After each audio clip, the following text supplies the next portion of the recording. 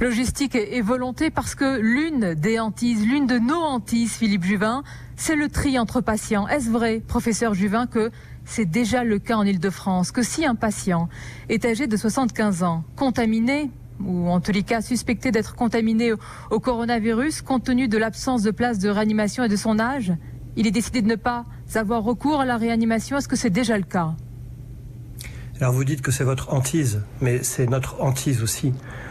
C'est la hantise de tous, bien sûr. C'est même notre cauchemar. Donc, mais est-ce la réalité déjà? Non, je vous le demande très sincèrement, professeur Juvin. On voit ici et là fleurir des lettres peut-être de médecins. Est-ce que ce sont des fausses lettres, des fake news, ou est-ce que c'est déjà la réalité aujourd'hui? Non, ce qui se passe, c'est qu'il va falloir de plus en plus qu'on analyse chaque cas et qu'on voit non pas seulement l'âge, parce que ça ne veut rien dire l'âge. En tout cas, moi, je serais toujours totalement opposé à un tri sur l'âge. Ça n'aurait pas de sens. Ça aurait même un sens terrible, plus exactement. Le tri, qui est un très mauvais mot, le choix de mettre sous respirateur artificiel, qui est une denrée rare, tel patient plutôt que tel autre, doit se faire sur des critères qui sont multiples.